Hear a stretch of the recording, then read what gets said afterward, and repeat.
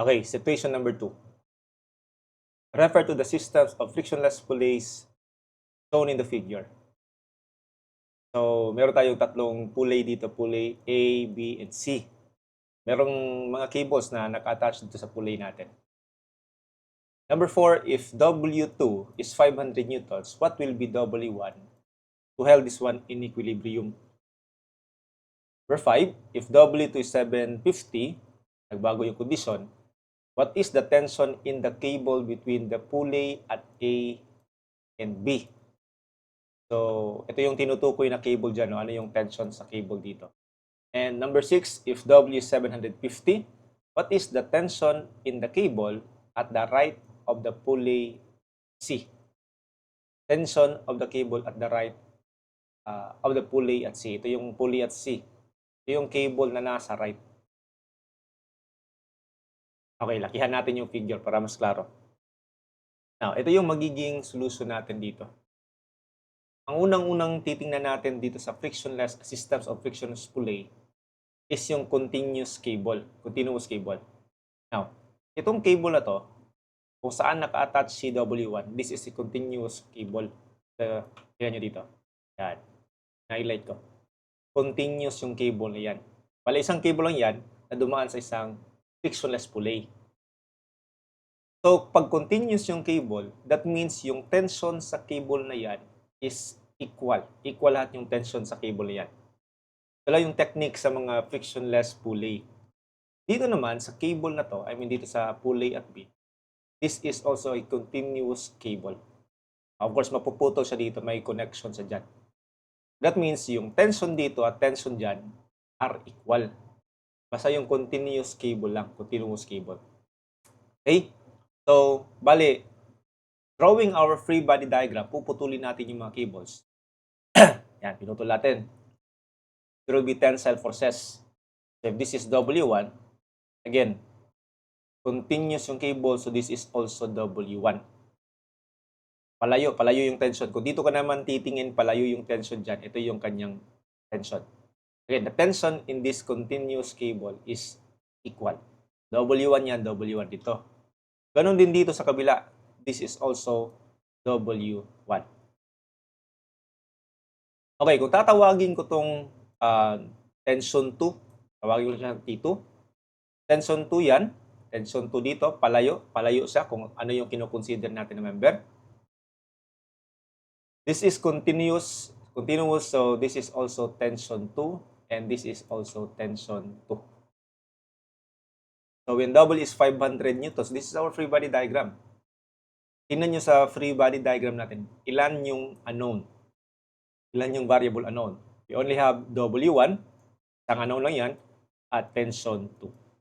So, most likely, condition of equilibrium, kailangan lang natin ng dalawang conditions of equilibrium.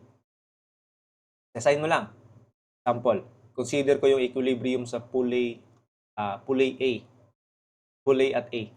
Equilibrium. Summation forces vertical. We have tension 2. Ito ha. I'm considering this diagram at A. Tension 2 upward.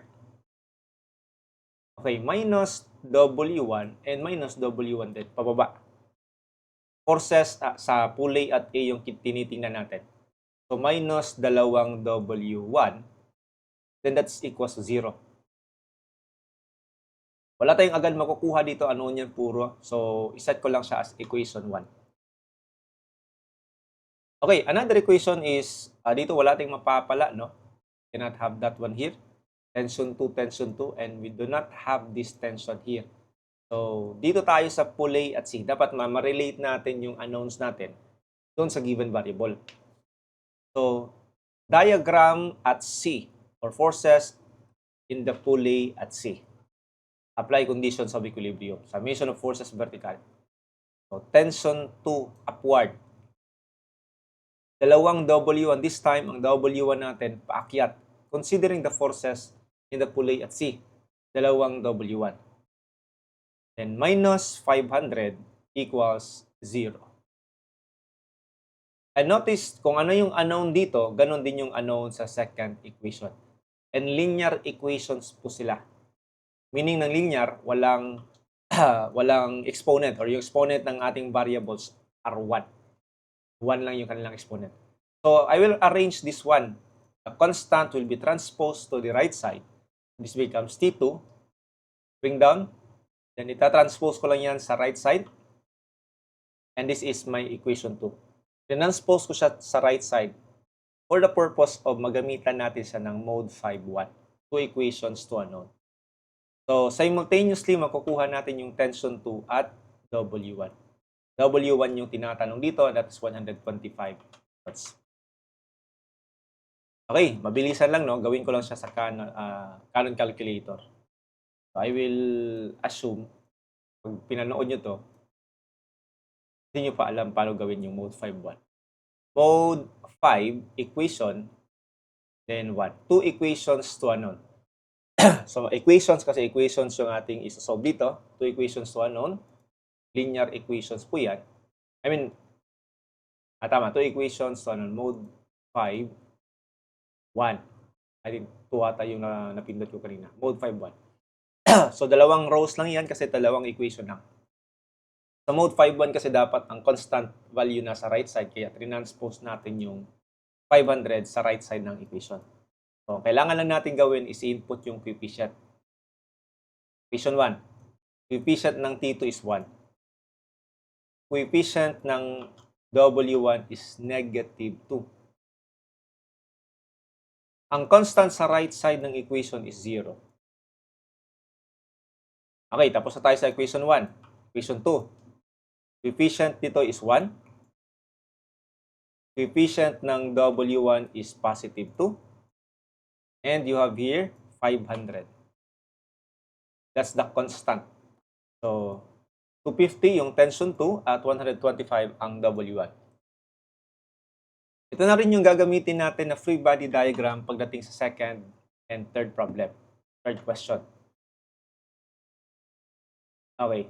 Naging 750 lang yung ating force. What is the tension in the cable between the pulley at A and B? Ginawa lang 750 yung ating force. Okay, so ano daw yung tension doon sa cable? Ano yung tension dito sa cable natin? Na naka-attach dito sa pulley at A at B. So it is referring to tension 2. Ito po yan. Tension in the cable at the right side of pulley C. Ito yan. The right side. That's W1. The same sa ginawa natin kanina class, summation of forces vertical dito. Ang nagbago lang po is yung W. The same lang talaga to. W750. So, 2 equations to ano, hindi ko na uulitin ha. Alam niyo na to paano to gagawin. So, tension 2, yan yung tanong dito sa problem number 5.